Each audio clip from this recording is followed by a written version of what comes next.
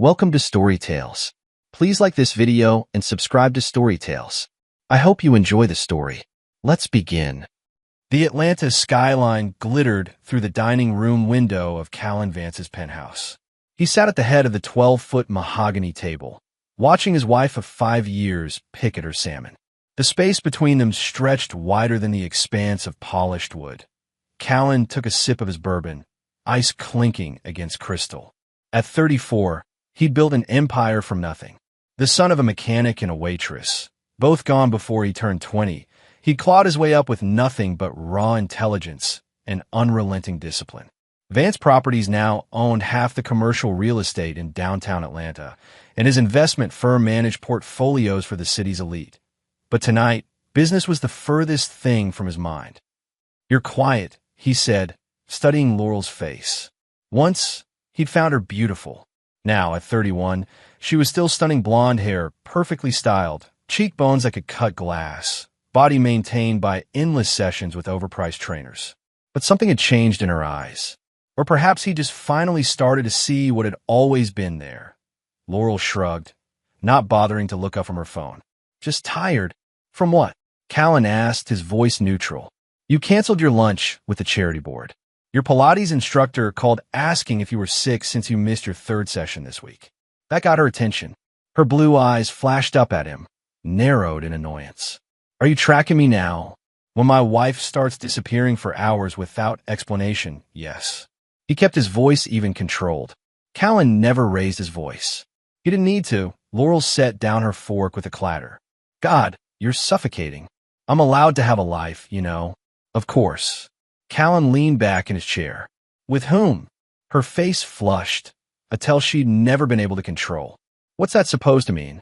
"It means," Callan said, cutting his steak with precise movements, "that you've been distant for weeks. You leave the room to take calls. You've changed your phone password. You've bought new underwear I've never seen you wear." He took another bite, chewed slowly, swallowed. "You suddenly have all these girls' nights that didn't exist 6 months ago." Laurel's laugh was brittle. "You're being paranoid. Maybe if you weren't working until midnight every night, you'd know more about my social life." "I built this life for us," Callan said, gesturing to the penthouse around them. "Everything I do is for our future." "Our future," Laurel echoed, something bitter in her tone. She sipped her wine, seemed to make a decision, and set the glass down with finality. "Let me ask you something, Callan. When's the last time you had fun? Real fun, not networking at some boring fundraiser or entertaining your clients." Callan held her gaze. "Is that what this is about? You're bored." "Maybe I am." She leaned forward, something calculating in her eyes. "Maybe I want more from life than being a trophy on your shelf." "You've never been a trophy to me," Callan said, feeling the first flicker of genuine anger. "I gave you everything you asked for. The house in Savannah, the trips to Europe, the unlimited shopping budget." "Things," Laurel spat. "You gave me things. And what about passion? What about excitement? What do you want, Laurel?" Callan's patience was wearing thin.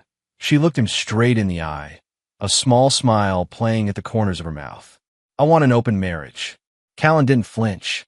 He'd suspected this was coming, had seen it in the way she'd been pulling away, in the scent of unfamiliar cologne that sometimes clung to her clothes when she came home late. Still, hearing the words aloud sent ice through his veins. "You're already seeing someone, aren't you?" he asked, already knowing the answer. Laurel smirked. "Maybe." That was all he needed to hear. 5 years of marriage, and this was what it had come to. He'd given her everything, and she'd thrown it back in his face. She expected him to argue, to beg. He could see it in her eyes, the anticipation, the thrill of holding this power over him. Instead, he simply nodded. "All right." Laurel's smug grin faltered. "All right, if that's what you want." Callan drained his bourbon and set the glass down. "An open marriage." Just like that.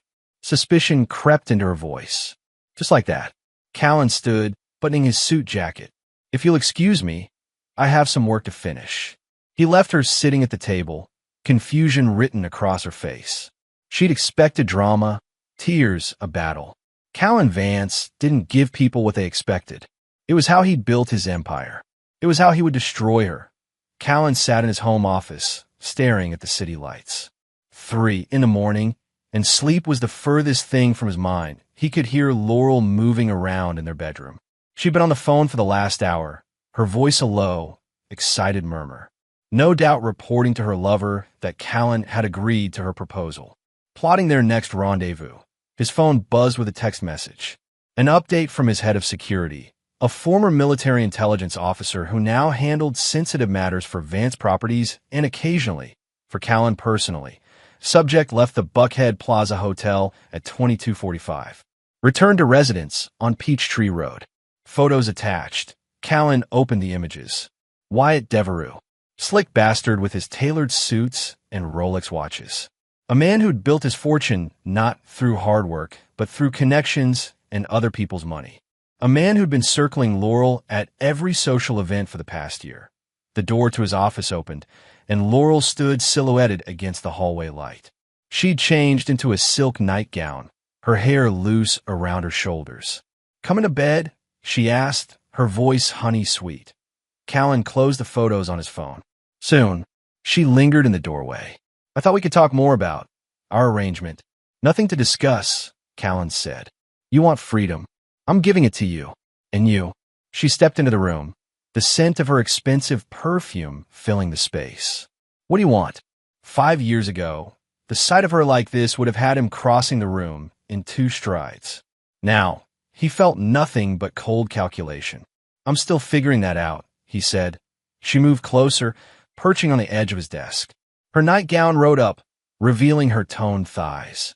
A deliberate move. "Maybe I can help you figure it out." Callan looked at her, really looked at her. The woman he'd married had vanished, replaced by this stranger who thought she could manipulate him. Play him. "Not tonight, Laurel." He turned back to his computer screen. "I have work to do." Her face hardened, the seductive act dropping away. "Fine." She pushed herself off the desk. "Don't say I didn't try." After she left, Callan opened his email and began typing. Subject line, urgent legal consultation. Recipient, Maxwell Brooks, the most ruthless divorce attorney in Georgia. Max, need to meet first thing tomorrow. Discretion essential. Bring your standard NDA. Callan advanced the reply. Came almost immediately. 8 a.m. My office. Back entrance. Come alone. M.B. Callan leaned back in his chair, a plan forming in his mind. Laurel thought she was clever, that she'd found a way to have her cake and eat it too. She had no idea what was coming. The offices of Brooks, Harrington, and Patel occupied the top floor of a gleaming glass tower in Midtown. Maxwell Brooks, a silver-haired shark in a $3,000 suit, ushered Callan into his private conference room at precisely 8 o'clock. "Coffee," Max offered, gesturing to the carafe on the sideboard. "Black," Callan said, taking a seat at the mahogany table. Max poured 2 cups, set one in front of Callan, and took the chair opposite him. "So, marriage trouble. My wife is having an affair," Callan said bluntly. "She wants an open marriage. I want to destroy her." Max didn't blink at the harshness of the statement. In his 30 years of practice, he'd seen the ugliest side of human relationships. "I take it you have proof of the affair." "Some. Not enough." Callan slid a folder across the table. Photos of them entering the same hotel. Phone records showing calls and texts at all hours. "But I need more." Max flipped through the documents, nodding. "Your prenup is solid, I should know. I wrote it. Infidelity clause is ironclad. But without concrete evidence, she could still walk away with a sizable settlement." "I don't want her to walk away with a penny," Callan said, his voice hard. "I built everything I have from nothing. She's not taking half of it because she couldn't keep her legs closed." Max set down the folder. "Then we need to be strategic. First, secure your assets. Move anything that's exclusively yours out of joint accounts. Document everything of value in the house. Change your will immediately." "Already done," Callan said. He'd been up until dawn, making calls, moving chess pieces. "Good." Max leaned forward. "Now, we need to build an airtight case. I'll put my best investigator on it. But understand this needs to be handled with extreme care. If she suspects you're preparing for divorce, she'll start covering her tracks. Which is why I agreed to the open marriage," Callan explained. "She thinks I'm a fool she can manipulate. Let her think that while we gather what we need." A thin smile spread across Max's face. Smart move. But be careful if you start seeing other people during this time. It could complicate our case. I'm not interested in other women, Callan said. Max raised an eyebrow. No. Revenge can take many forms, Callan. Sometimes the most satisfying isn't just taking away what they value, it's taking what they thought they didn't. Callan considered this, thinking of Laurel's younger sister June, the quiet one, the smart one, the one Laurel had always subtly put down at family gatherings. I'll keep that in mind. One more thing, Max said, sliding a business card across the table. This is Thomas Weaver, ex-NSA, cybersecurity expert. If your wife is communicating with her lover electronically, and they all do, he can get access. Legally questionable, but completely untraceable. Callan pocketed the card. I want everything. Every text. Every email. Every dirty little secret. It'll cost you. Money isn't an issue. Callan stood, buttoning his jacket. I want this handled quickly and quietly. No one knows, not your partners, not your staff. Of course. Max rose as well. And Callan? Don't confront her, no matter what we find. The element of surprise is our greatest weapon. Callan nodded, then strode out of the office, already mentally calculating his next move. Laurel had no idea what she'd unleashed. By the time he was done, she'd have nothing, not his money, not her family, not even her dignity. The Maddox family home sat on 2 manicured acres in Buckhead, a colonial-style mansion that spoke of old money and Southern traditions. Callan parked his Aston Martin in the circular driveway, straightened his tie, and made his way to the front door. It was Sunday afternoon, the monthly Maddox family lunch.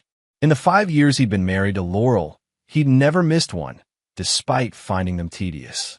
Today, however, the event served a purpose in his evolving plan. Maureen Maddox, Laurel's mother, answered the door herself despite having 3 staff members who could have done it. A woman in her mid-50s who'd maintained her beauty through rigorous discipline and occasional surgical assistance, she embraced Callan warmly. There's our boy, she said, kissing his cheek. Laurel's already in the garden with her father. She said you might be working late. Wouldn't miss it, Callan said smoothly, handing her the bouquet of lilies he'd brought her favorite. Another detail he'd filed away over the years, knowing it might prove useful. Maureen beamed. Such a thoughtful man. Come in, come in. The house was exactly as it always was, immaculate, traditional, showcasing the Maddox family's position in Atlanta society.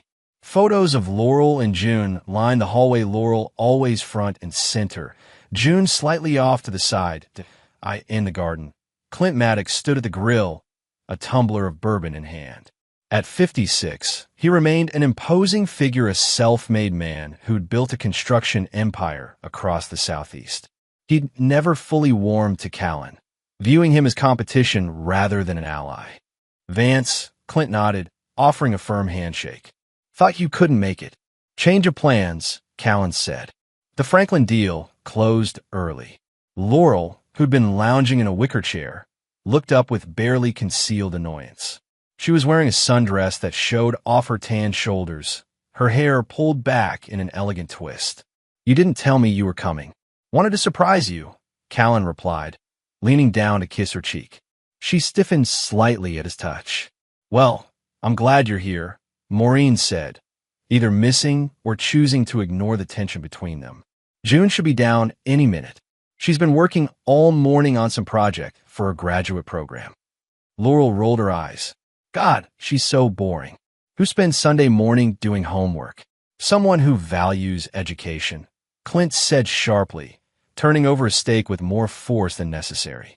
You could have learned something from your sister's work ethic, Laurel. A flash of hurt crossed Laurel's face, quickly replaced by indifference. Whatever. Is there wine? As if on cue, June appeared from the house, carrying a tray with a wine bottle and glasses. At 24, she was a striking contrast to her sister, dark hair instead of blonde, warm brown eyes instead of cool blue, a natural beauty that required no enhancement. Sorry I'm late, she said, setting down the tray. I lost track of time. Her eyes widened slightly when she spotted Callan. Oh, I didn't know you were joining us. Last-minute decision, Callan said, taking in her simple cotton dress and minimal makeup. Unlike Laurel, June had never seemed interested in the trappings of wealth despite growing up surrounded by it. "Well, it's nice to see you," she said, offering a genuine smile. "How's business?" "Thriving," Callan replied. "How's the dissertation coming along?" June's face lit up. "Actually, I had a breakthrough this morning. The economic impact of sustainable development in urban communities is showing significant." She broke off, catching Laurel's exaggerated yawn. "Sorry, I get carried away." "No, please continue," Callan said, ignoring his wife's eye roll. "I'd love to hear more." June glanced uncertainly between them, then shook her head. "Maybe later. I should help Dad with the grill." As she walked away, Laurel leaned closer to Callan, her voice low. "What are you doing?" "Having lunch with my family," he replied mildly. "Since when are you interested in June's boring research?" "Since always," Callan said. "Your sister is brilliant. You might notice that if you stop competing with her for 5 minutes." Laurel's eyes narrowed. "I don't compete with June. There's no contest." "You're right about that," Callan murmured, his gaze following June as she laughed at something her father said. Laurel stared at him, understanding dawning on her face. "Oh my God, is this your play?" "My sister." Callan sipped his water. "You're the one who wanted an open marriage, sweetheart." "Not with my sister, you bastard." Laurel's voice rose slightly, drawing a curious look from Maureen, who was arranging flowers at a nearby table. "Everything okay over there?" Maureen called. "Just fine, Mom," Laurel responded, her smile tight. Callan stood, straightening his jacket. "I'm going to see if Clint needs help with the grill." "You should have another drink, Laurel. You seem tense." He walked away, feeling her glare burning into his back. The first seeds had been planted. Now to nurture them. Lunch proceeded with the usual Maddox family dynamics, Clint dominating the conversation with talk of business and politics, Maureen playing the perfect hostess, Laurel drinking too much wine and making increasingly cutting remarks. What was different was Callan's attention to June. He asked questions about her research, laughed at her subtle jokes, refilled her water glass before she could ask. Small gestures, but not unnoticed especially by Laurel, whose eyes narrowed with each interaction. "So, June," Callan said as they finished their dessert, "I've been thinking about your research. Vance Properties is breaking ground on a new mixed-use development downtown next month. We're incorporating some sustainability elements, but I'd love your perspective. Would you be interested in consulting?" June nearly choked on her tiramisu. "Me? But I'm still in my doctoral program. I don't have any practical experience." "Sometimes fresh eyes are exactly what's needed," Callan said. "You've studied the theory. I can provide the practical application." That's incredibly generous," June said, a blush spreading across her cheeks. "It's an excellent opportunity, June," Clint said approvingly. "Hands-on experience with one of the top developers in the city." "It's a handout is what it is," Laurel muttered, just loud enough to be heard. Maureen shot her a warning look. "Laurel." "What?" "We're all thinking it." Laurel reached for her wine glass, found it empty, and frowned. Callan never showed interest in June's tree-hugging research before. Now, suddenly he wants to hire her. "I've always admired June's intelligence," Callan said calmly. "And this isn't charity. It's good business. The city is pushing for more sustainable development. June knows the latest research and best practices." "How convenient," Laurel said, her words slurring slightly. "And the fact that she's young and pretty has nothing to do with it, right?" "Laurel, that's enough," Clint said sharply. "Apologize to your sister." June's face had gone from flush to pale. "It's fine, Dad." Laurel's just... "No, it's not fine," Clint cut in. "Your sister is being rude and ungrateful, as usual." Laurel stood abruptly, her chair scraping against the stone patio. "Of course, St. June can do no wrong. Poor Laurel is just the disappointment." "No one said that," Maureen said, reaching for her daughter's arm. "Sit down, darling." Laurel jerked away from her mother's touch. "Don't tell me what to do. I'm not a child." "Then stop acting like one," Clint said, his voice cold. Laurel looked at each of them, her father's disapproval, her mother's concern, June's discomfort, and finally, Callan's impassive face. "I need some air." She stormed into the house, leaving an uncomfortable silence in her wake.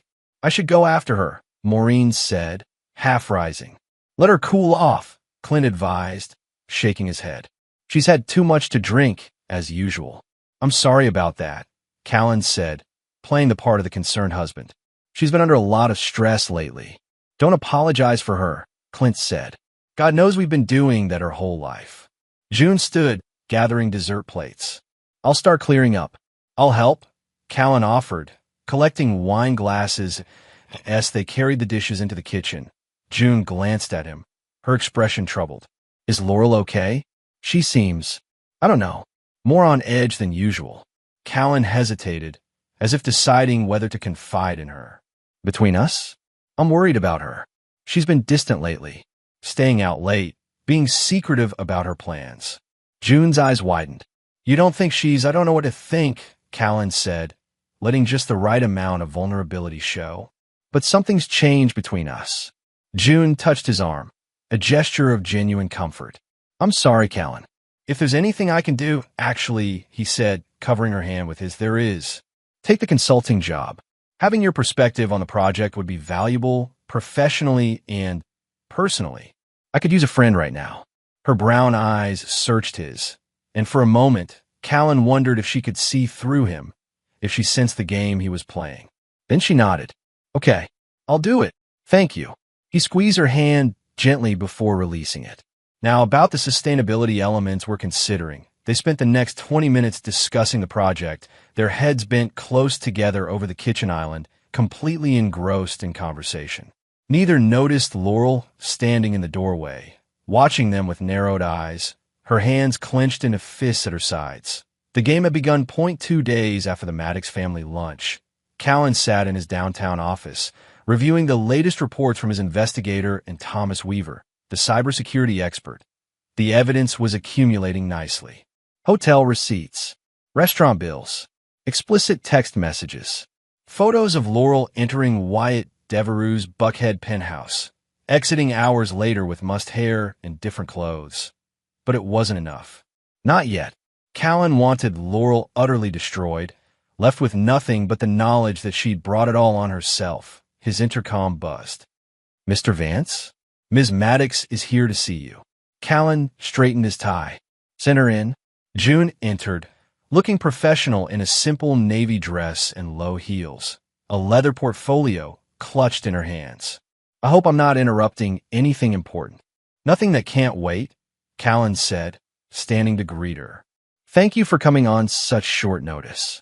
Of course. She seemed nervous, fiddling with the edge of her portfolio. I spent last night reviewing the development plans you sent over. I have some initial thoughts, but I'll need more detailed information about the site conditions and local regulations to make concrete recommendations. All the information you need is at your disposal, Callan assured her, gesturing to the chair across from his desk. My team has been instructed to give you complete access. June sat, still looking uncertain. Callan, about yesterday, Laurel called me last night. His interest sharpened. Oh, she was upset, said I was overstepping, that I should focus on finishing my degree and stop trying to insert myself into her life. June looked down at her hands. I told her this was a professional opportunity, not a personal one, but she didn't believe me. What else did she say? Callan asked, keeping his voice neutral. June hesitated. She said your marriage is going through a rough patch, and that I should stay away from you. She looked up, meeting his eyes. Is that true? About your marriage? Callan walked to the window, turning his back to her while he composed his response. When he spoke, he made sure his voice held just the right note of controlled pain. Laurel and I are reevaluating our relationship. She's asked for more freedom. I've agreed to give it to her. Freedom? June repeated. What does that mean exactly? It means, Callan said, turning to face her, that Laurel is currently pursuing other interests. Other people. June's eyes widened. She's having an affair. We have an arrangement. The words tasted bitter on his tongue, part of the act. She's free to see other people. So, am I. I don't know what to say. June looked genuinely shocked. I had no idea things were that bad between you two. Callan moved back to his desk, leaning against it rather than sitting behind it, reducing the physical barrier between them. It's not something we're advertising. Your parents don't know. And you agreed to this arrangement? Disbelief colored her voice. You're just letting her sleep with other men? What choice did I have? Callan asked, injecting a note of defeat into his voice. Force her to stay in a marriage she clearly doesn't value? That's not who I am. June stood abruptly, pacing the office. I can't believe she would do this to you. After everything you've given her. Some people are never satisfied with what they have, Callan said quietly. They're always looking for something more, something different. June stopped pacing, turning to face him. Is that why you offer me this job? Because you're lonely? The direct question caught him slightly off guard. June was more perceptive than he'd given her credit for. I offered you the job because you're qualified and bring a perspective my team lacks, he said carefully. But yes, I also enjoy your company. Is that wrong? No, June said after a moment. It's not wrong. I'm just trying to understand what's happening here. Laurel made it sound like you were interested in me. And if I was... Callan held her gaze, watching the conflicting emotions play across her face. I don't know, she admitted. You're my brother-in-law, my sister's husband. Even with this arrangement, it feels complicated. Life is complicated, June.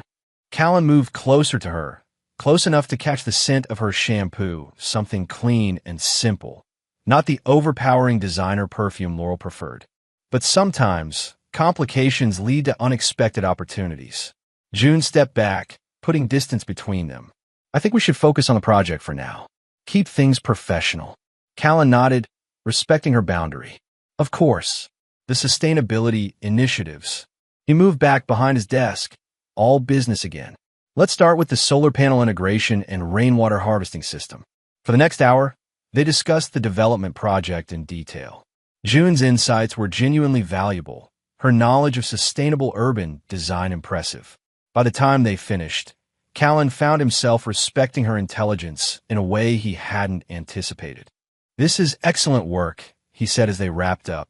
I'd like you to present these ideas to my executive team next week. June blinked in surprise. Really? They'll listen to me. They will when I tell them to, Callan said with a slight smile. Besides, your ideas make financial sense. The tax incentives for the green roof alone would save us millions. Thank you for taking me seriously, June said, gathering her notes. It means a lot. I always recognize value, Callan said. Something your sister never understood about me. June looked down, uncomfortable with the mention of Laurel. I should go. I have a class at 3. Let me drive you, Callan offered. Emery's on my way to my next meeting. Oh, I couldn't ask you to. You didn't ask. I offered. Callan was already reaching for his jacket. Besides, we can continue our discussion in the car. She hesitated, then nodded. All right. Thank you. As they left his office, Callan placed his hand lightly on the small of her back, guiding her through the door. A simple gesture, but an intimate one. His assistant raised an eyebrow as they passed, which was exactly the reaction he wanted. By tomorrow, word would spread through the company. By the end of the week, it would reach Laurel's social circle. The seeds of jealousy were planted. Now to water them. Laurel was waiting when Callan arrived home that evening, pacing the living room like a caged tiger. She'd clearly been drinking a half-empty glass of white wine sat on the coffee table, alongside a bottle that was nearly finished. Have a good day at work? She asked, her voice dripping with sarcasm. Callan set down his briefcase, removed his jacket, and hung it carefully in the coat closet before answering. Productive. Yours. Oh, just peachy. Had lunch with Georgia and Ashley. You know what they told me?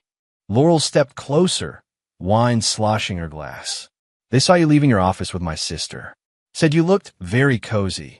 June is consulting on the Peachtree development, Callan said calmly, pouring himself a scotch. We had a meeting that required you to put your hand on her back, to drive her to campus. Laurel laughed bitterly. You're not even trying to be subtle, are you? Why should I be? Callan took a sip of his drink. You wanted an open marriage. These are the consequences. With anyone but my sister. Laurel shouted, slamming her glass down hard enough that wine splashed onto the marble coffee table. She's off limits, Callan. She's always been off limits. You don't get to make rules now, Laurel. Callan's voice remained even, controlled. You forfeited that right when you spread your legs for Wyatt Devereux. Laurel froze, color draining from her face. What did you just say? You heard me. Callan took another deliberate sip of his scotch. Did you really think I wouldn't know? The Buckhead Plaza Hotel, room 1408. Every Tuesday and Thursday afternoon for the past 3 months. You had me followed. Her voice shook with rage. I protected my interests, Callan corrected, as any intelligent businessman would. Laurel grabbed the wine bottle, refilling her glass with an unsteady hand. This is insane. You're acting insane. Am I? You asked for an open marriage while already sleeping with someone else. I agreed and showed interest in another woman. Which one of us is being irrational, Laurel? It's my sister, she hissed. There are boundaries, Callan. Interesting. You think sleeping with my wife crosses a boundary, but sleeping with my business rival doesn't. Callan set down his glass. Wyatt Devereux has been trying to undermine my developments for years. You knew that when you started fucking him. Laurel flinched at his language. Callan rarely swore. It's not about business. Everything is about business. Callan straightened his cuffs. Now, if you'll excuse me, I have work to do. So that's it? You're just going to walk away from this conversation? What conversation? Callan asked, his voice ice cold. You made your choice, Laurel. Now you get to live with it. He turned and walked toward his home office, ignoring her calls to come back, to talk about this, to explain himself. Let her stew in her own jealousy and rage. It was exactly what he wanted. Later that night, Callan sat at his office, reviewing the latest information from Thomas Weaver. The cybersecurity expert had gained access to Laurel's emails, texts, and even her private social media messages. The evidence was damning and, in some cases, nauseating. Laurel had been sleeping with Wyatt for nearly 6 months, not 3 as Callan had initially thought. She'd met him at their vacation home in Savannah when Callan was in New York on business. They'd been planning weekends together, coordinating their stories, laughing about how oblivious Callan was. He actually believes I'm at a spa retreat with the girls, one message read. Meanwhile, I'm in your bed, counting the hours until he leaves for Chicago. Callan's hand tightened around his glass, the only external sign of the rage boiling inside him. 6 years of his life, wasted on a woman who had never valued him, never respected him, never truly loved him. He'd known the marriage was failing. He wasn't blind, but he thought it was fixable, that with time and effort, they could rebuild what they'd lost. Now he knew better. There had never been anything real between them. Laurel had wanted his money, his status. He'd been a stepping stone, nothing more. His phone buzzed with a text from June. Just wanted to thank you again for today. Your team was so receptive to my ideas. I still can't believe they're implementing the green roof concept. This means more than you know. Callan found himself smiling, an authentic reaction that surprised him. He typed back, your ideas have merit. My team recognizes that, as do I. Dinner tomorrow to discuss next steps? 7 p.m. at Marcel's. Her response came quickly. Marcel's? Isn't that a bit fancy for a business dinner? He replied, you deserve the best, business or otherwise. There was a long pause before her next message. Okay, 7 p.m., but I'm still not sure about crossing that line, Callan. He responded, no pressure, just dinner and conversation. See you tomorrow. Setting down his phone, Callan turned back to his computer. He transferred the most damning of Laurel's messages to a secure folder, then sent an encrypted email to Maxwell Brooks with the evidence attached. Phase 1 of his plan was proceeding perfectly. Laurel was off balance, jealous, and angry. June was cautiously receptive to his attention. The evidence against Laurel was mounting. Now, for Phase 2, the financial trap. Callan spent the next 3 hours meticulously transferring assets, closing joint accounts, and securing his properties. By the time he finished, Laurel's access to their shared wealth had been reduced to a single checking account with enough money to maintain appearances, but nothing more. Let her continue her affair with Wyatt. Let her think she had the upper hand. When the trap finally closed, she would lose everything: her lifestyle, her lover, her family, and most importantly, her pride. Callan Vance never forgave betrayal. And he never, ever lost that Marcel's was the crown jewel of Atlanta's fine dining scene, a place where the city's elite spent small fortunes on aged steaks and rare wines. Callan arrived 15 minutes early, giving the maitre d' specific instructions about their table. He wanted the most visible spot in the restaurant, a corner booth where everyone entering or leaving would see them. "Mr. Vance, your usual table is ready," the maitre d' said with a deferential nod.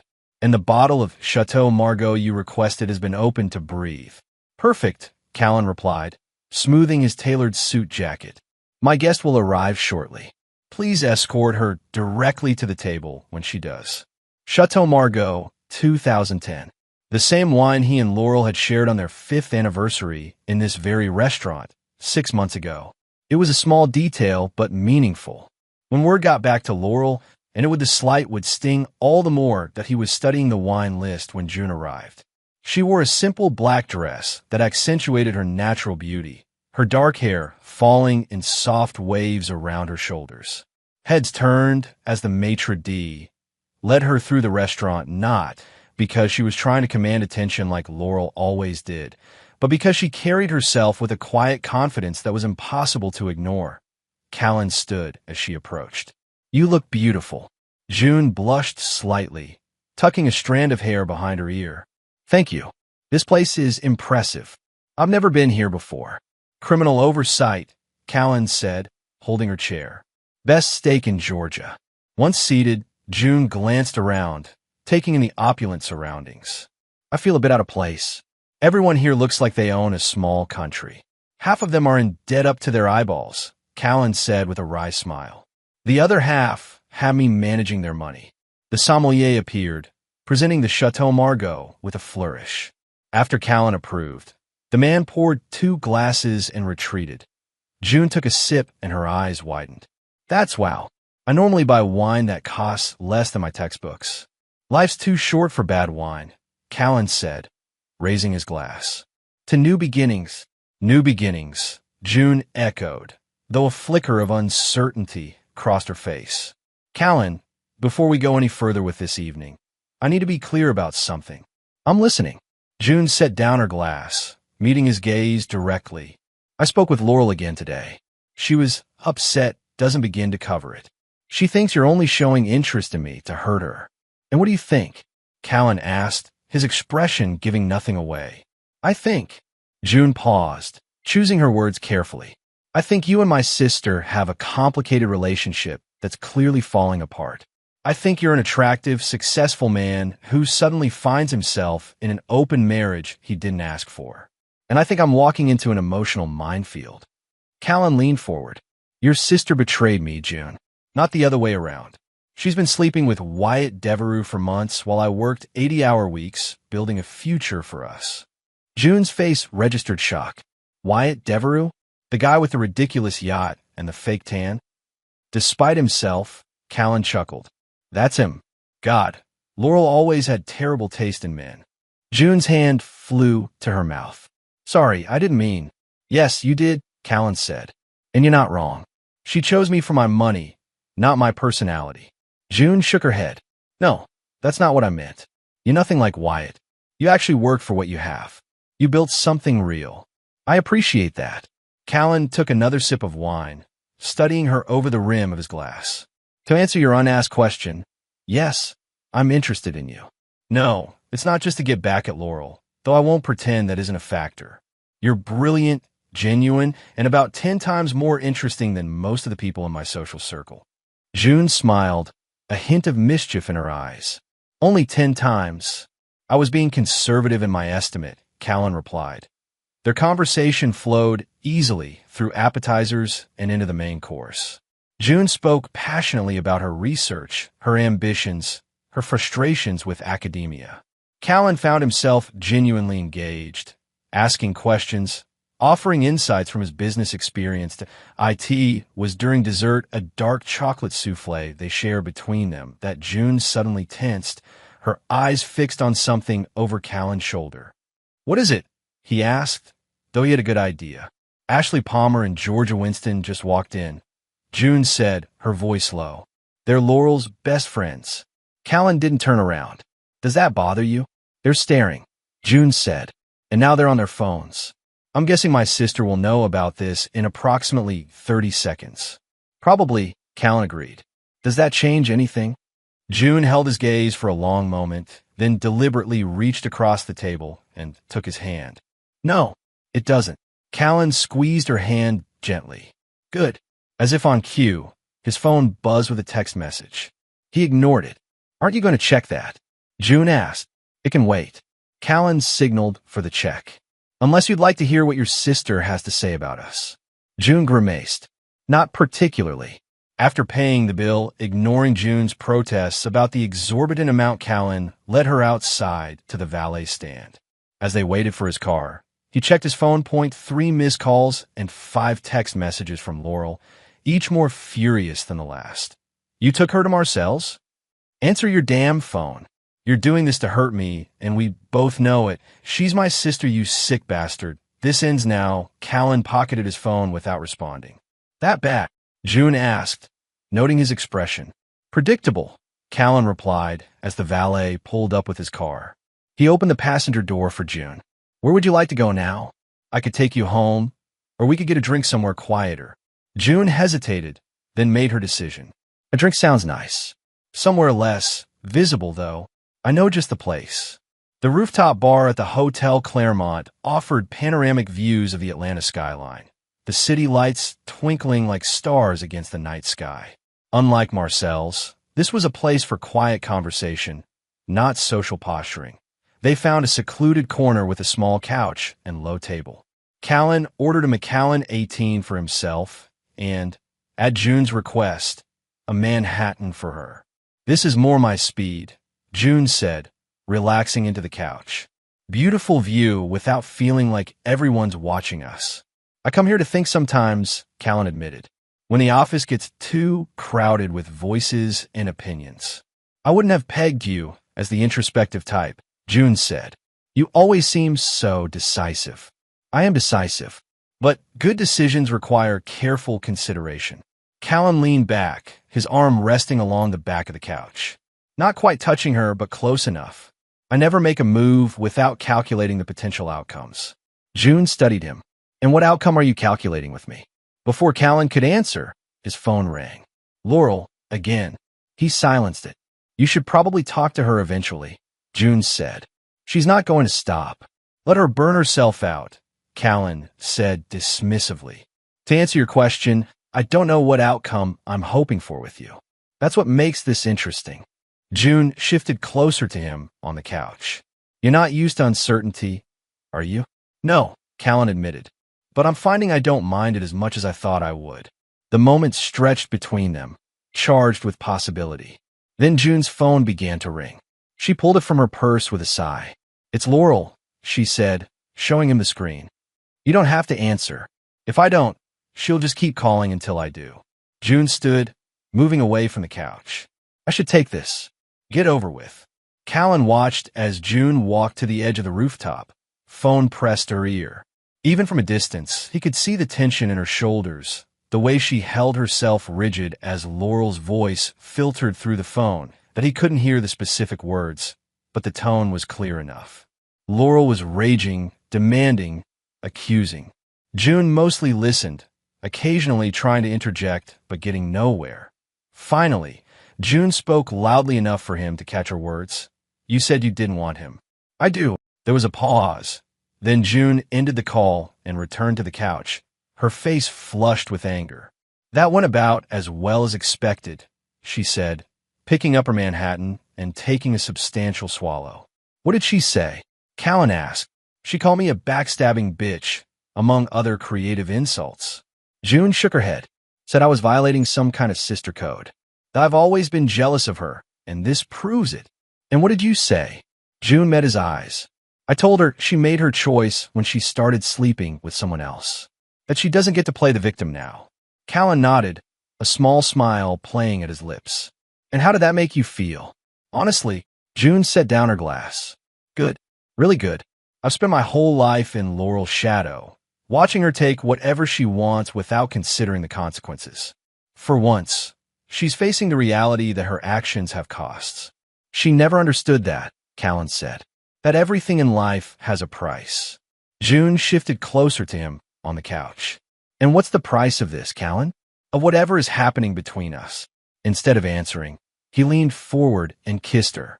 June hesitated for just a moment before responding, her hand coming up to rest against his chest. The kiss was different from any he'd shared with Laurel, less calculated, more genuine. When they broke apart, June looked slightly dazed.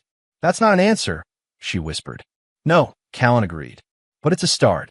The next morning, Callan arrived at his office to find Laurel waiting for him. She sat in one of the guest chairs facing his desk, her arms crossed, her face a mask of cold fury. His assistant, Melissa, hovered nervously in the doorway. I'm sorry, Mr. Vance. She insisted on waiting. Should I call security? That won't be necessary, Callan said calmly. Hold my calls for the next 30 minutes. Melissa retreated, closing the door behind her. Callan circled around to his desk chair, taking his time, hanging up his suit jacket and adjusting his cuffs before sitting down. To what do I owe this pleasure, Laurel? Don't play dumb, she spat. You know exactly why I'm here. What the hell do you think you're doing with my sister? Callan folded his hands on the desk. Having dinner. Conversation. Getting to know her better. And Marcel's. Laurel's voice rose. Our anniversary restaurant? With our anniversary wine? You're trying to hurt me. Not everything is about you, Laurel. Callan's voice remained level. Marcel's is excellent steaks. June deserved the best. You're disgusting. Laurel stood, slamming her hands on his desk. Using my sister to get back at me? I'm playing by your rules, Callan replied. You wanted an open marriage. You got one. With anyone but June. She's off limits. You don't get to dictate terms anymore. Callan leaned forward. You lost that right when you decided our vows meant nothing. Laurel's eyes narrowed. This isn't about our marriage. This is about your ego. You can't stand that I wanted someone else. Someone else? Callan raised an eyebrow. Wyatt Devereux is a parasite who feeds off other people's success. He has no talent, no vision, just family money and connections. The fact that you chose him says more about you than it does about me. At least he knows how to make me feel wanted, Laurel shot back. When's the last time you looked at me the way you look at your spreadsheets? When's the last time you deserved that kind of attention? Callan countered. You've contributed nothing to this marriage except spending my money and complaining that it's not enough. Laurel laughed, a harsh sound devoid of humor. Oh, that's rich. Mr. Perfect Husband. You think June actually cares about you? She's using you to get back at me for all the times I overshadowed her. Once she's made her point, she'll drop you like yesterday's trash. You're projecting, Callan said, his voice cold. Not everyone is as manipulative as you are. June has substance, intelligence, ambition, all the things you pretend to have in front of your vapid friends. She's sleeping with her sister's husband. Laurel shouted. How does that make her better than me? Ex-husband, Callan corrected. Or at least, that's where we're headed. Laurel froze. What are you talking about? I've contacted my attorney, Callan said, the lie flowing smoothly. In reality, the divorce papers were already drawn up, but he wasn't ready to play that card yet. Given your infidelity and our prenuptial agreement, this won't end well for you, Laurel. You're bluffing, she stammered, but uncertainty crept in her voice. You wouldn't divorce me over one affair. One. Callan smiled thinly. We both know it's not just Wyatt, don't we? There was the tennis instructor in Savannah last summer. The client's son at the New Year's party. You've never been particularly discreet. Laurel's face paled. How did you? I know everything, Laurel. Callan kept his voice quiet, forcing her to lean in to hear him. Every hotel room, every text message, every lie you told me while you were letting other men touch you. You had no right to spy on me, she hissed, but her indignation rang hollow. I had every right to protect what's mine. Callan stood, signaling the end of the conversation. Now, I have actual work to do. Unlike your boyfriend, I earn my money through effort and intelligence. This isn't over, Laurel warned, grabbing her purse. Not by a long shot. You're right about that, Callan agreed. We're just getting started. After she stormed out, slamming the door behind her, Callan sent a text to June. Laurel paid me a visit. Warn me you're just using me to get back at her. Thought you should know. June's response came quickly. And what did you tell her? That not everyone is as manipulative as she is. There was a pause, then, thank you for believing in me. Dinner tonight? My place. I'll cook. Callan smiled. I'd like that. Send me your address. I'll bring the wine. Nothing too expensive. My grad student palate won't appreciate it. Too late. Already planning to impress you. Callan set down his phone, feeling a rare moment of genuine satisfaction. Not just at how his plan was unfolding, but at the unexpected pleasure he found in June's company. It was a complication he hadn't anticipated, but not an unwelcome one. His intercom buzzed. Mr. Vance? Detective Miller is on line 1. Says it's urgent. Perfect timing. The final piece of his puzzle was falling into place. The manila envelope sat on Callan's desk, thick with documents and a USB drive. Detective Thomas Miller, a former homicide detective turned private investigator, stood on the other side of the desk, his weathered face expressionless. It's all there, Miller said, nodding at the envelope. Bank statements showing transfers to offshore accounts. Hotel receipts. Photos that would make a porn star blush.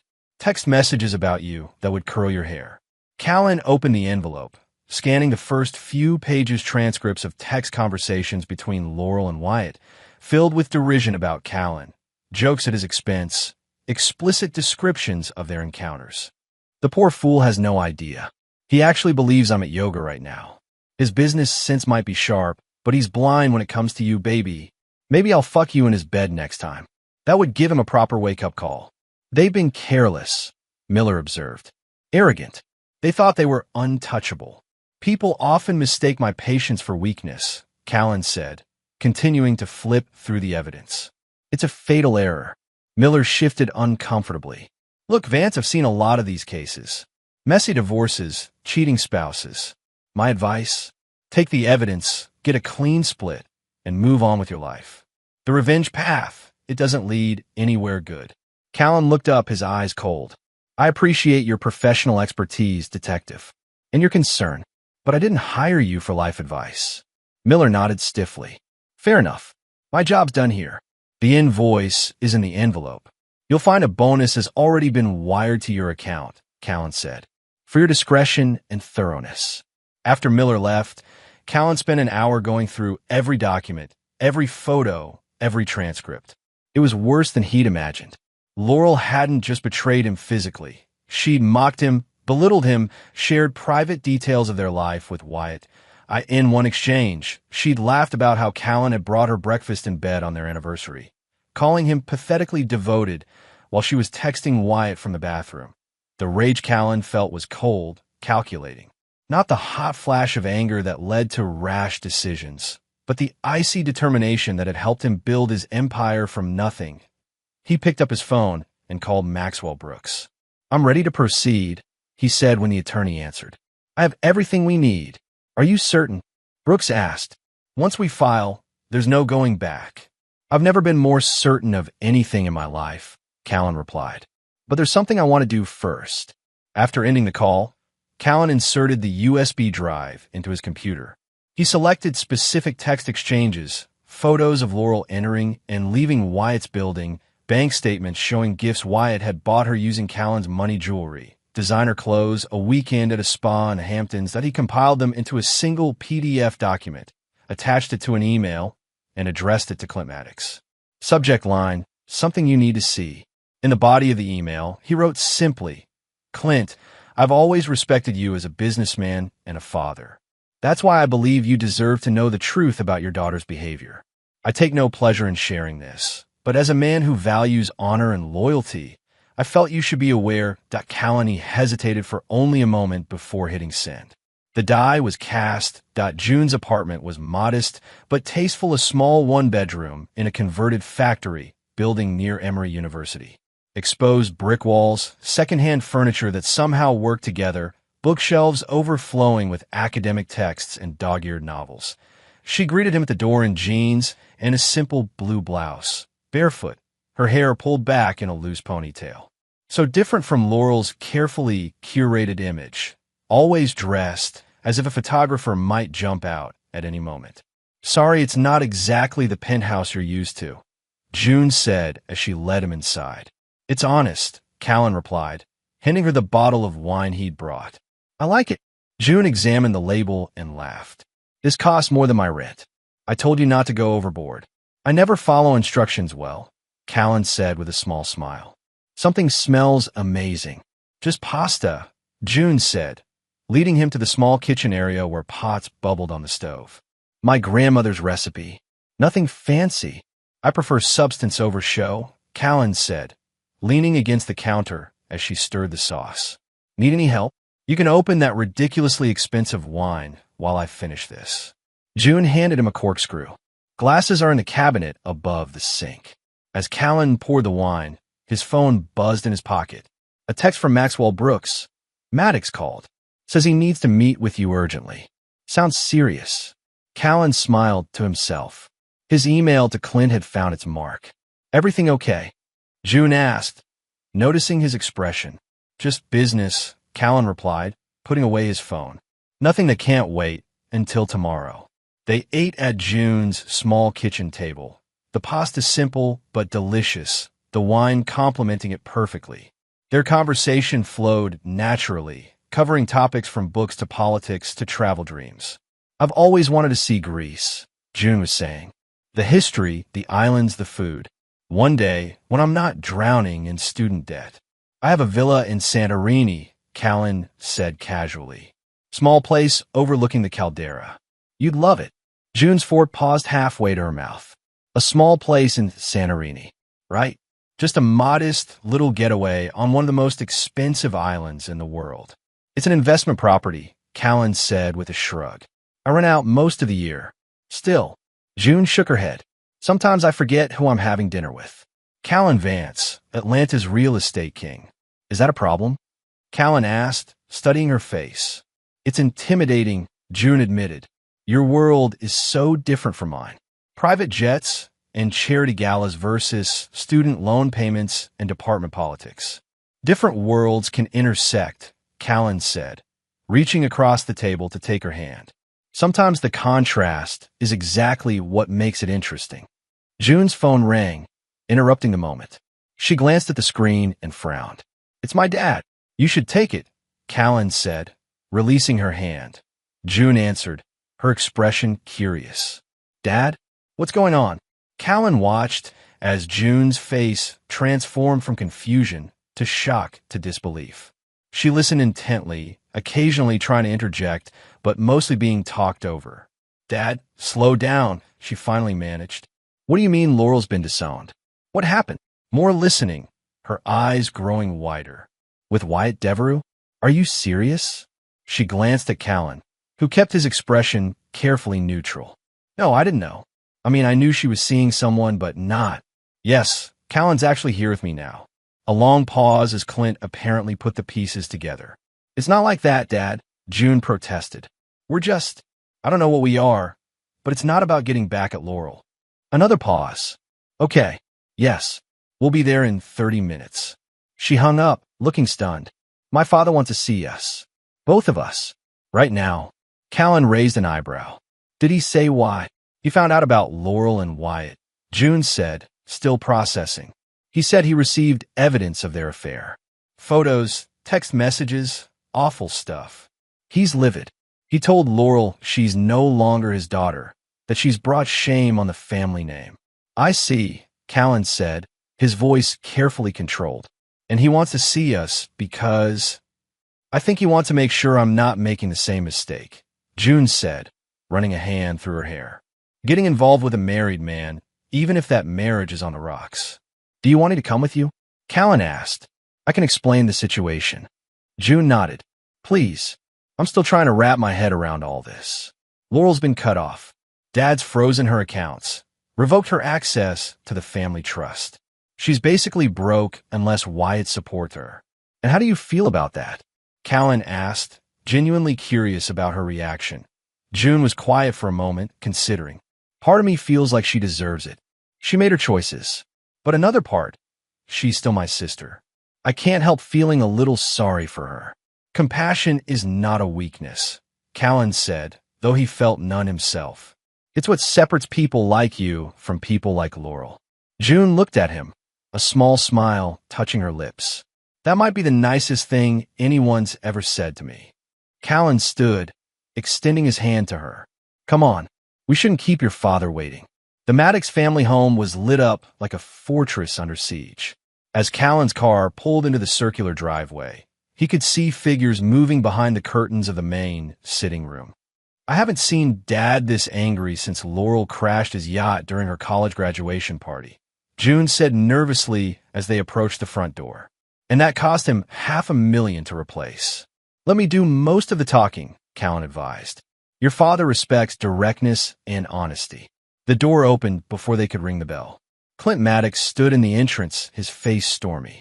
At 56, he remained an imposing figure 6'2", broad-shouldered, with a shock of silver hair and piercing blue eyes.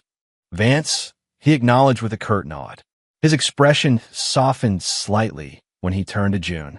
Come in, both of you. The sitting room was tense with unspoken anger. Maureen Maddox sat rigidly on a silk-upholstered chair, her face pale, eyes red-rimmed from crying. On the coffee table lay printed copies of some of the photos and text messages Callan had sent, the least explicit ones, he noted. Clint had always been protective of his wife. Sit down, Clint instructed, gesturing to the sofa. Once they were seated, he remained standing, pacing the room like a caged tiger. I assume June's told you why I called you here. She mentioned you discovered Laurel's infidelity, Callan said, his voice steady. Infidelity? Clint spat.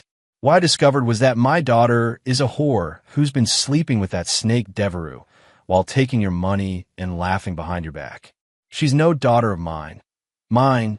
Clint, please, Maureen whispered, her hands trembling slightly around a crystal tumbler half filled with amber liquid. No, Maureen. There's no excusing this. Clint turned to Callan. I didn't raise her to behave this way, to betray her vows, her family name, to mock a good man who gave her everything. Callan inclined his head. I appreciate your support, Clint, but this is between Laurel and me. Like hell it is, Clint growled. The Maddox name means something in this city. Integrity. Honor. She's dragged us all through the mud with this behavior. Where's Laurel now? June asked, her voice small. Gone, Clint said dismissively. I told her to pack a bag and get out. She's no longer welcome in this house or any Maddox property. I've instructed the family attorney to remove her from all trusts and holdings. You shamed this family, Clint continued, quoting from one of the text messages on the table. You don't deserve to bear my name. June flinched at the harshness of her father's words. Dad, I know what Laurel did was wrong, but there are no buts here, June. Clint cut her off. Actions have consequences. Your sister made her choices. Now she lives with them. He turned his attention back to Callan. Vance, I want you to know that while I can't undo what my daughter has done to you, you will always have the full support of the Maddox family, in business and in personal matters. Callan nodded. Thank you, Clint. That means a great deal to me. Clint's gaze shifted to June, then back to Callan. Now, about this situation between you two. June tensed beside him. Callan placed a reassuring hand on her knee. Under normal circumstances, I'd have serious reservations, Clint said. But given what Laurel has done, and the fact that your marriage is clearly over. He paused, considering his next words. June has always had better judgment than her sister. If she sees something in you worth pursuing, I won't stand in the way. Dad, June protested. We're not asking for your permission. No, but you have my blessing regardless, Clint said firmly. Vance is a man of character, June. Something your sister never appreciated. Maureen finally spoke up, her voice strained. What will happen to Laurel now? With no access to money, no home. She made her bed, Clint said coldly. Now she can lie in it. With Devereux, if he'll have her once he realizes she brings nothing to the table but her body. Wyatt Devereux won't support her, Callan said with quiet certainty. He wanted a rich man's wife, not a dependent. How can you be so sure? June asked. Because I know men like Devereux, Callan replied. They prey on wealth created by others.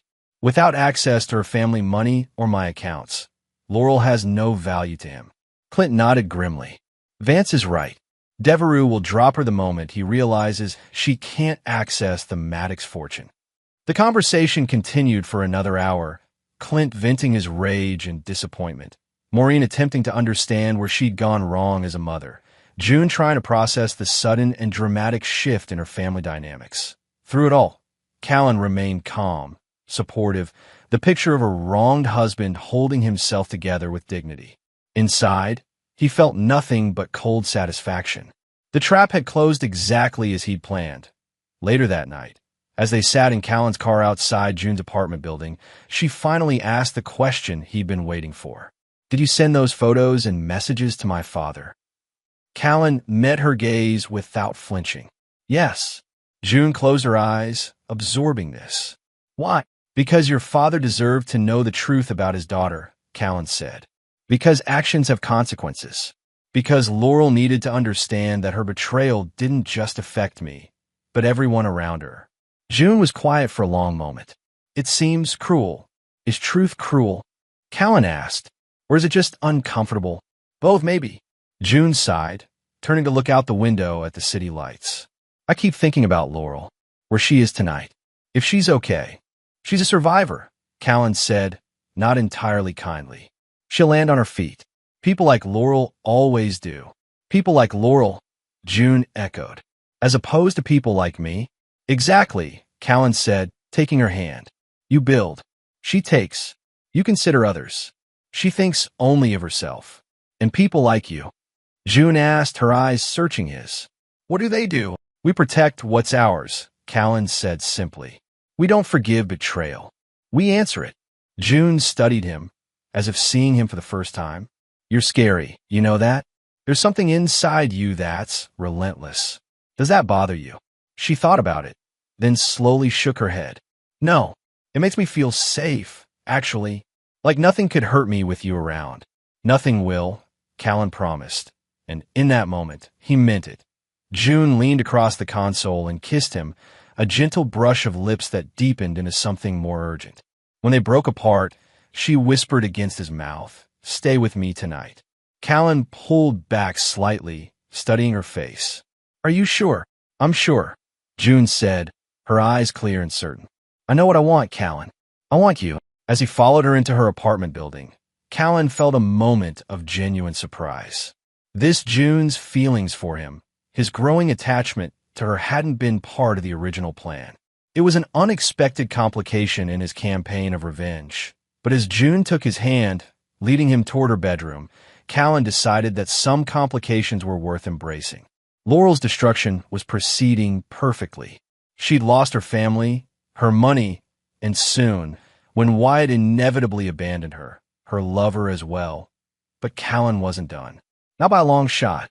This was just the beginning of Laurel Vance's fall from grace, and he would be there to witness every painful step of her descent. The conference room at Brooks, Harrington, and Patel hummed with tension. Callan sat at one end of the mahogany table, Maxwell Brooks to his right, a court reporter quietly typing in the corner. The large windows offered a panoramic view of Atlanta's skyline, a kingdom Callan had helped build, one property at a time. To the opposite end, Laurel perched nervously beside her attorney, a young woman named Rachel Patel who had once worked under Maxwell before starting her own practice. A former protege, facing her mentor across the battlefield. "Let's begin," Maxwell said, his voice carrying the weight of authority earned through decades of high-profile divorces.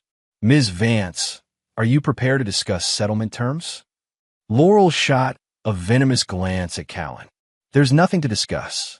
I'm entitled to half of everything we built together." Rachel placed a warning hand on Laurel's arm. "What my client means is that after 5 years of marriage, she's entitled to an equitable distribution of marital assets." Maxwell's smile didn't reach his eyes. "Normally, I'd agree. However, the prenuptial agreement Mrs. Vance signed is quite clear." He slid a document across the table. Section 8, Paragraph 4 specifically states that in the event of infidelity, the offending party forfeits all claims to marital property. "Prenups get thrown out all the time," Laurel countered. "I signed that before I knew what kind of man Callan really was." Callan, who had remained silent thus far, raised an eyebrow. "And what kind of man is that, Laurel?" "Cold. Calculating. A workaholic who cared more about his next deal than his wife. Interesting assessment, Callan replied, his voice calm. What does the prenup say about a spouse who depletes marital assets to fund gifts for her lover? Maxwell extracted another document from his briefcase. Bank records indicating Mrs. Vance transferred $287,000 from joint accounts to her personal credit card over the past 6 months. Receipts showing purchases of a Rolex watch, a weekend at the Four Seasons in New York, and various other gifts. Text messages between Mrs. Vance and Mr. Devereux discussing these gifts. Rachel paled slightly. We haven't seen these records. They were included in the discovery documents delivered to your office last week, Maxwell said smoothly. Perhaps you should check your files more carefully. Laurel turned to her attorney. He can't just take everything. I helped build his image. I hosted the dinner parties that secured his biggest deals. I was the perfect wife. Perfect, Callan echoed.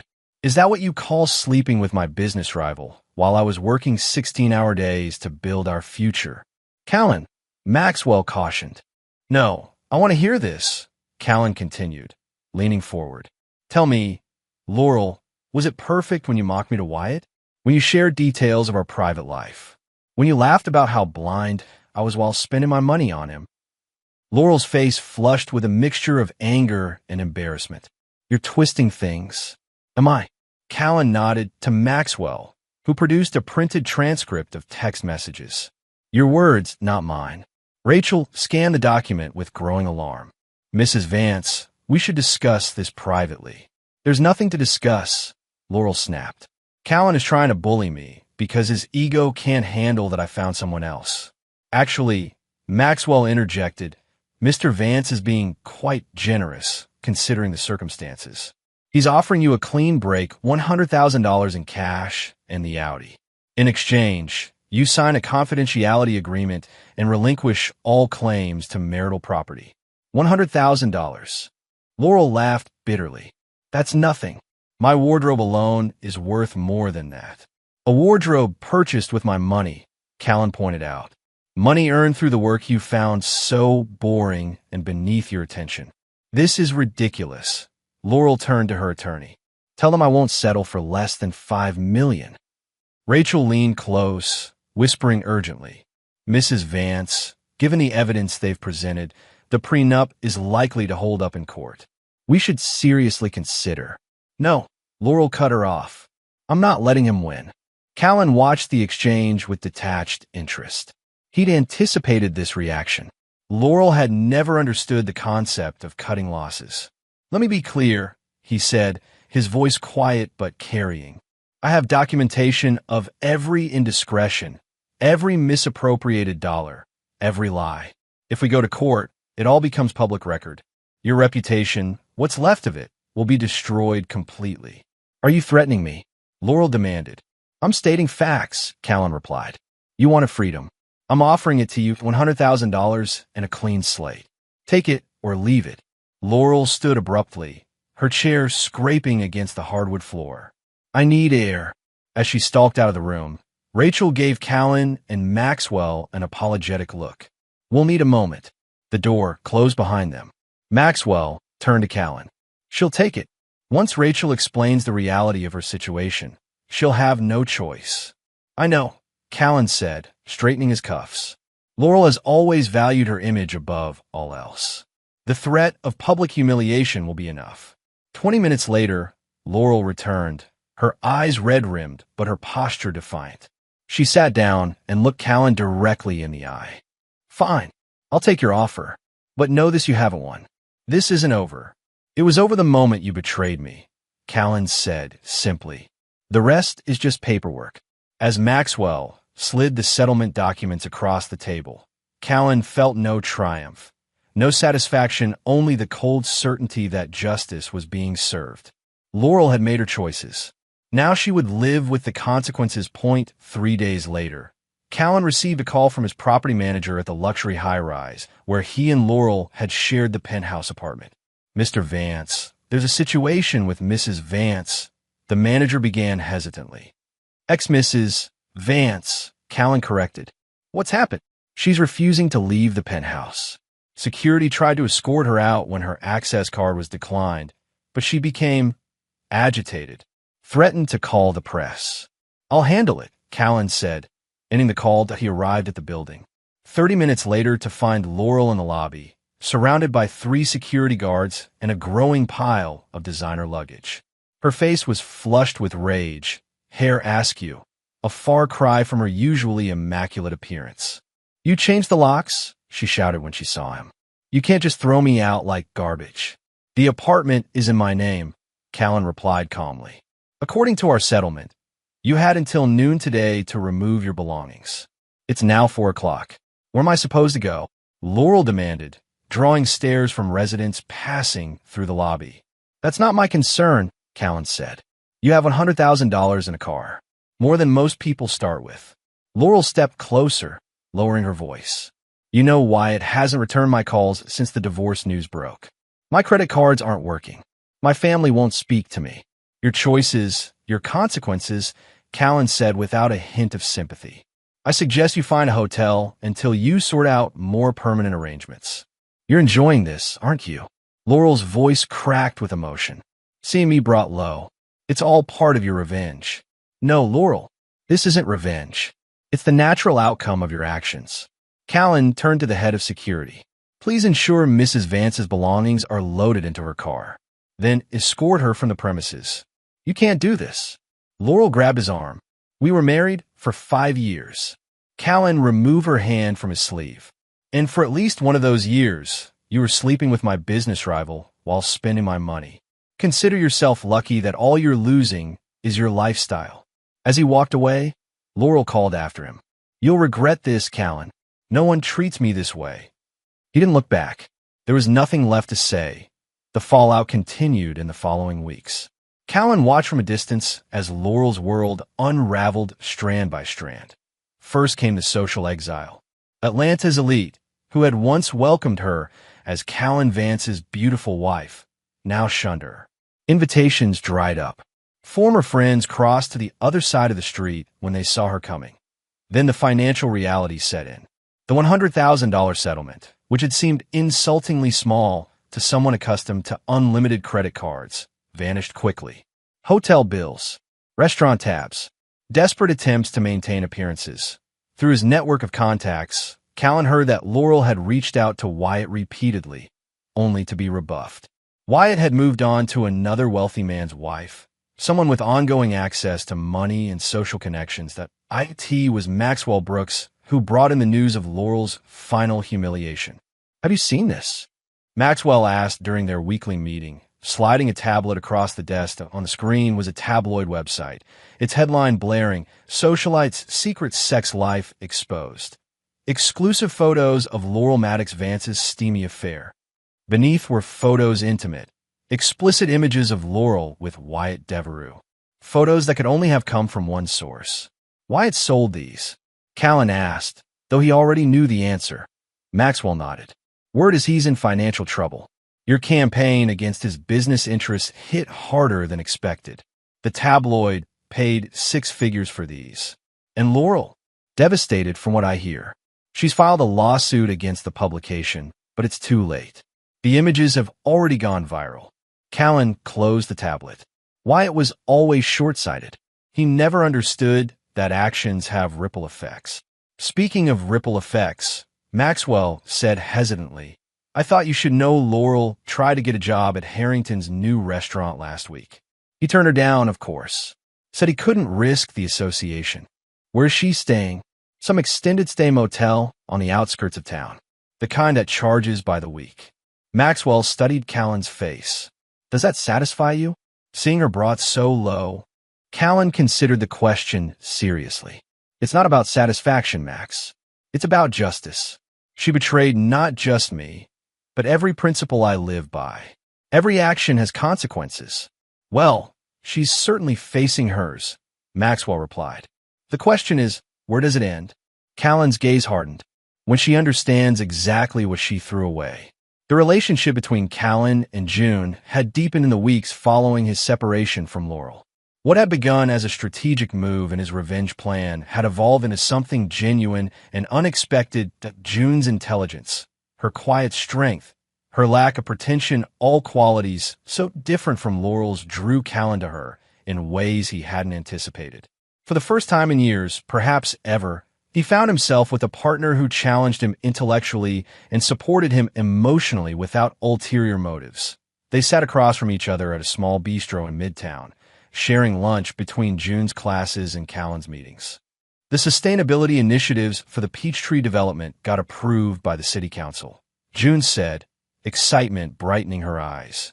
They're using our model as a template for future commercial projects. I'm not surprised, Callan replied. Your proposals were innovative but practical. The perfect balance. June smiled, still somewhat enthused to praise. It feels good to see my research having real-world impact. You should be proud, Callan said, reaching across the table to take her hand. Your vision is changing how Atlanta builds. June squeezed his hand, then her expression grew more serious. I heard about the photos. Of Laurel. Callan's face remained impassive. News travels fast. Wyatt Devereux sold those pictures of her to a tabloid. June said, her tone making it clear this wasn't a question. That's a special kind of betrayal. Wyatt is experiencing his own financial difficulties, Callan said neutrally. Several of his development deals fell through unexpectedly. June studied him. Business is competitive, Callan replied, especially when personal matters become involved. Have you heard from her? Laurel? No, Callan said. Not directly. June hesitated, then asked the question that had clearly been on her mind. How far does this go, Callan? The revenge. When is it enough? Callan considered before answering. It's not about revenge anymore, June. It's about closure. Laurel needed to understand that her actions had real consequences. And has she? Understood. I don't know, Callan admitted. Some people never learn, no matter how hard the lesson. June was quiet for a moment. I've been thinking a lot about forgiveness lately. Not for Laurel's sake, but for yours. Holding on to that anger, it changes you. I'm not angry, Callan said honestly. I'm resolved. There's a difference. Maybe, June conceded. Just promise me something? When this is truly over, whatever that means to you, let go. Don't let what Laurel did define who you are. Callan really looked at her, and saw the genuine concern in her eyes. June wasn't trying to manipulate him or steer him toward a specific outcome. She cared about him, not what he could provide or how he made her look. I promise, he said, and was surprised to realize he meant it. Their conversation shifted to lighter topics: June's upcoming presentation at an environmental conference, Callan's plans for a new mixed-use development in Buckhead. As they talked, Callan found himself thinking that perhaps the greatest revenge against Laurel wasn't in destroying her life, but in finding genuine happiness without her. That it was a novel thought, one that warranted further consideration. That evening, Callan met with Thomas Miller, the private investigator, for a final update on Laurel's situation. They sat in Callan's home office, Miller looking uncomfortable in the plush leather chair across from the desk. It's not pretty, Miller said, sliding a folder across the desk. Since the photos leaked, she's been blackballed from pretty much every social circle in Atlanta.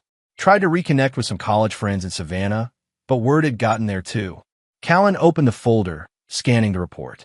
She tried to get a job at Harrington's restaurant, and 6 others, Miller confirmed. All turned her down. Some cited her lack of experience. Others were more blunt about not wanting the scandal associated with their establishment. Where's she staying? The Pinewood Motor Lodge out by the interstate. $225 a week. She's been there for about 10 days. Callan raised an eyebrow. The settlement money ran out quickly. She wasn't exactly thrifty with it, Miller said with a shrug. Try to maintain appearances as long as possible. Designer clothes, expensive restaurants, nice hotels. Reality's hitting hard now. And Wyatt Devereux moved on completely. He's been seen with Eliza Hammond Oil family money, recently separated from her husband. Callan nodded, closing the file. Then we're done here. Thank you for your services, Detective Miller. Miller hesitated before standing. Vance, I've been doing this work for 20 years. Seen all kinds of nasty divorces, revenge plots, people at their worst. Can I offer some unsolicited advice? Go ahead. Let it go now, Miller said simply. She's down, way down. Continuing to monitor her, to know every detail of her fall, it keeps you tied to her. And from what I've seen, you've got something good building with the sister. Don't poison that by dragging this out. Callan considered the detective's words. Your concern is noted. It's not a concern, Miller clarified. It's experience talking. I watch people burn their whole lives down chasing revenge. Even when they win, they lose something essential along the way. After Miller left, Callan sat alone in his office, turning over the detective's words in his mind. There was truth in them, he acknowledged. He had achieved everything he set out to do. Laurel had lost her money, her status, her lover, her family. Her reputation lay in tatters. She was experiencing, perhaps for the first time in her life, the harsh reality of having to survive on her own merits. Justice had been served. So why did he still feel unsettled? His phone buzzed with a text from June. Just finished grading papers. Coming over? On my way, he replied, making a decision. It was time to close this chapter, completely. 3 months passed. Callan's life settled into a new rhythm that centered around his growing relationship with June and his expanding business empire. The divorce was finalized. The legal battle concluded with exactly the outcome he'd planned. Laurel faded into the background of his thoughts. An unpleasant chapter closed, until she appeared at his door. It was a rainy Sunday afternoon. June had gone to meet with a study group, leaving Callan alone in his penthouse, reviewing proposals for a new development project. The buzz of the intercom interrupted his concentration. Mr. Vance, the security guard's voice came through the speaker. There's a Ms. Maddox here insisting on seeing you. I've explained you don't accept unscheduled visitors, but she's quite determined. Laurel or June? Callan asked, though he already knew the answer. June would have simply texted, Laurel Maddox, sir. Former Mrs. Vance. Callan hesitated, his hand hovering over the intercom button. Part of him wanted to send her away, to maintain the clean break that had been established. But curiosity, or perhaps something deeper, made him press the button. Send her up. 5 minutes later, a sharp knock echoed through the penthouse. Callan took his time answering, composing himself, preparing for whatever theatrics Laurel might have planned. Nothing could have prepared him for the sight that greeted him when he opened the door.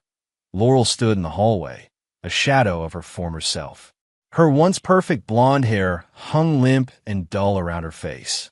The designer clothes had been replaced by jeans and a plain sweater, both showing signs of wear. But it was her eyes that shocked him most, the confident sparkle replaced by a dull, desperate gleam. Callan, she said, her voice hoarse. Thank you for seeing me. He didn't invite her in immediately, studying her from the doorway. What do you want, Laurel? 5 minutes of your time, she replied. Please. After a moment's consideration, he stepped back, allowing her to enter the penthouse that had once been her domain. She moved tentatively, like a visitor rather than someone returning home. You've redecorated, she observed, looking around at the changes he'd made. New furniture, new art, all traces of her presence erased. June helped, Callan said, deliberately invoking her sister's name. She has excellent taste. Laurel flinched slightly, but didn't take the bait. I'm sure she does.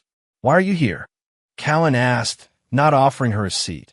Laurel wrapped her arms around herself, suddenly looking small. I'm in trouble, Callan. Real trouble. Financial trouble. Yes, she admitted. The money from the settlement, it's gone. I can't get a job anywhere in Atlanta. My credit cards are maxed out. I'm about to be kicked out of the motel I'm staying in. That sounds like a personal problem, Callan said coldly. I know I have no right to ask you for anything, Laurel continued. But I'm desperate. I just need enough to get out of Atlanta, start somewhere new where people don't know me. And why would I help you? Callan asked. After everything you did? Tears welled in Laurel's eyes. Because despite it all, we were married for 5 years. Because once you loved me. I love who I thought you were, Callan corrected. Not who you actually are. I was wrong, Laurel said, tears now flowing freely down her cheeks. I see that now. I threw away something real for something meaningless. I hurt you, betrayed you, and I'm paying for it every day. As you should, Callan said, unmoved by her tears. Please, Callan, she begged, moving closer to him. I don't have anyone else. My parents won't even take my calls. June won't speak to me. Wyatt, she laughed bitterly. Well, we both know how that turned out. Actions have consequences, Laurel. That's something you never understood. I understand now, she whispered. Believe me, I understand now. For a moment, Callan allowed himself to really see her, the broken woman standing before him, stripped of her arrogance, her entitlement. She was experiencing true consequence, perhaps for the first time in her privileged life. What exactly are you asking for? He asked finally, hope flickered in her eyes. A loan. $10,000. Just enough to get to California, get a small apartment, find work. I'll pay you back, I swear. And if I refuse? Laurel's shoulders slumped. Then I don't know what I'll do. I have nowhere else to turn. Callan studied her, weighing her words, searching for manipulation, for the old Laurel behind this new, desperate facade. What he saw was genuine despair. I've thought a lot about forgiveness lately, he said finally. About when enough is enough. Does that mean you'll help me? Hope crept into Laurel's voice. Callan smiled, a cold expression that didn't reach his eyes. No, Laurel. It means I've realized that some people don't deserve forgiveness. Some betrayals cut too deep. Her face crumpled. Callan, please. That's not my problem, he said, moving to the door and opening it. Now, if you'll excuse me, I have work to do. You can't just throw me away like this. Laurel cried, desperation giving way to anger. After everything we shared, I'm not throwing you away, Laurel. You did that to yourself when you betrayed me. He gestured to her disheveled state. This is the life you chose. Laurel stared at him, disbelief warring with the realization that he meant every word. You're a cold bastard, Callan Vance. Goodbye, Laurel, he said simply, holding the door wider. After a moment of tense silence, she walked out, her shoulders hunched in defeat. As the door closed behind her, Callan felt a weight lift from his shoulders. Not triumph, not satisfaction, just the quiet certainty that this chapter of his life was truly, finally complete. Justice had been served. The scales had been balanced. Laurel Vance, once his wife, now a stranger, would fade into the background of his life, a cautionary tale about the price of betrayal.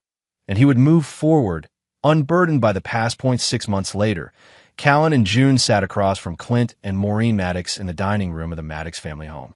The atmosphere was relaxed, familial, a stark contrast to the tension that had pervaded these gatherings when Laurel was present. The Charleston project is moving ahead of schedule, Clint was saying, cutting into his steak. The mayor's office finally approved the zoning changes we needed. Good timing, Callan replied. With interest rates holding steady, you're positioned perfectly to capitalize on the market shift. Maureen smiled, watching the exchange. I swear, you two speak a language all your own. June, how's the teaching going? June brightened. Really well, actually. The department chair sat in on my lecture last week and said my approach to urban sustainability is refreshingly pragmatic. Coming from Dr. Harrison, that's high praise. She's being modest, Callan added. The university is creating a research position specifically tailored to her work. They don't want to lose her to the private sector.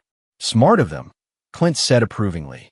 Though I still say you'd make a killing as a consultant, June. I like the academic life, June replied. The freedom to pursue research that matters to me, not just what turns the biggest profit. Balance is important, Callan said, his hand finding hers under the table. June's idealism tempers my pragmatism. It's a good partnership. The word hung in the air, weighted with meaning beyond business. Clint and Maureen exchanged knowing glances. Speaking of partnerships, Clint said, setting down his fork. Maureen and I have been talking.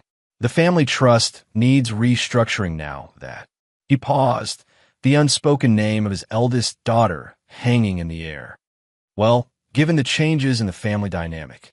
Dad, June began, you don't need to. Let me finish, Clint said firmly. We've decided to restructure the trust with you as the primary beneficiary, June, and to include provisions for Callan as well. June blinked in surprise. Dad, are you sure? Never been more certain, Clint replied. You've proven yourself in every way that matters. And Callan has shown what it means to be truly part of this family: integrity, loyalty, strength of character. I'm honored, Callan said, genuinely moved by the gesture. But this isn't necessary. I've built my own fortune. I don't need. It's not about need, Maureen interjected, her voice gentle. It's about family. After everything that happened, you remained steadfast. You could have dragged the Maddox name through the mud alongside Laurel's, but you protected us. That means something. The conversation shifted to lighter topics, but the significance of the moment wasn't lost on Callan. He had come to the Maddox family as Laurel's husband, an outsider. Now he was being embraced as a true member of the family in his own right. It was perhaps the most unexpected victory of all. After dinner, as they drove through downtown Atlanta, June suggested stopping for dessert at Emilio's, a small Italian gelato shop that had become one of their favorite spots. I'm still full from Mom's chocolate cake, Callan protested mildly. Since when has that stopped you from having the pistachio gelato you pretend not to be obsessed with? June teased. Callan conceded with a smile, pulling into a parking space near the restaurant district. The spring evening was pleasant, the streets busy with weekend diners and theatergoers. They walked hand in hand past upscale restaurants and trendy bars, the rhythm of their relationship now comfortable, familiar in the best way. As they approached Emilio's, they passed a small diner, the kind that specialized in all-day breakfast and bottomless coffee. Through the large front window, Callan caught a glimpse of a waitress moving between tables, coffee pot in hand. Something about her profile made him pause. Laurel. Her blonde hair was pulled back in a simple ponytail, the designer clothes replaced by a plain blue uniform. She moved efficiently between tables, refilling coffee cups, taking orders, clearing plates. The entitled socialite was gone, replaced by a woman doing honest work for the first time in her life. June followed his gaze and tensed when she saw her sister. Callan, it's all right, he said quietly. Let's go in. Are you sure that's a good idea? June asked hesitantly. I'm sure. The bell above the door jingled as they entered the diner. The smell of coffee and pancakes filled the air, along with the low buzz of conversation and the clatter of dishes from the kitchen. Laurel was at the counter, her back to them, when a hostess approached. Table for two. Yes, thank you, Callan replied. They were seated in a booth with a clear view of the counter. It took less than a minute for Laurel to notice them. She froze momentarily, color draining from her face, then steeled herself and approached their table. Welcome to Betty's, she said, her voice professional but tight. Can I start you with some coffee? Callan looked up at her, taking in the changes time and circumstance had wrought. She'd lost weight, and the carefully maintained glamour was gone. But there was something else different about her, a hardness around her eyes, a weariness that hadn't been there before. Yes, coffee would be great, he replied. Black for me, cream and sugar for the lady. Laurel nodded, avoiding direct eye contact with either of them. I'll be right back with that. When she walked away, June reached across the table to take Callan's hand. We don't have to stay. This feels cruel. It's not about cruelty, Callan said. It's about closure. Laurel returned with their coffee, setting the cups down with steady hands. Are you ready to order? Or do you need a few minutes? Actually, Callan said, we just stopped in for coffee. We have reservations elsewhere. Something flashed in Laurel's eyes: anger, humiliation, resignation. I see. Will there be anything else? Callan studied her for a moment, then reached into his wallet and placed a $100 bill on the table. Keep the change. Laurel stared at the money, then at Callan. A complex mix of emotions crossed her face, pride warring with necessity, anger with gratitude. Thank you for the tip, she said finally, taking the bill. Enjoy your evening. As she turned to leave, Callan spoke once more. Laurel. She paused, looking back at him over her shoulder. You should have never underestimated me, he said quietly. Something like understanding passed between them, a final acknowledgement of the battle that had been fought and decisively won. Laurel nodded once, a gesture of surrender, then walked away to tend to her other tables. Outside the diner, June was quiet for a moment before speaking. Was that necessary? Yes, Callan said simply. For both of us. Closure. Exactly. He took her hand again as they continued toward the gelato shop. Some chapters need a definitive ending before you can fully embrace what comes next. June considered this. And now, Callan said, drawing her closer, we write our own story. One based on respect, honesty, and true partnership. As they walked through the Atlanta evening, Callan felt a sense of completion. Not the cold satisfaction of revenge fulfilled, but the warmer certainty of justice served and lessons learned. Laurel had betrayed him, had thought him weak, had underestimated his resolve. She'd learned the hard way that Callan Vance never forgave betrayal, never backed down, never lost a battle he committed to winning. But the true victory wasn't in Laurel's downfall. It was in finding something genuine and valuable from the ashes of that betrayal. In June, he'd found a partner worthy of his trust. In himself, he'd rediscovered the uncompromising principles that had built his empire. Some might call it ruthless. Callan called it justice. And as the Atlanta skyline glittered against the darkening sky, a kingdom he'd helped build, brick by brick, deal by deal, Callan Vance walked forward into his future, unburdened by the past, uncompromising in his principles, and completely, utterly victorious.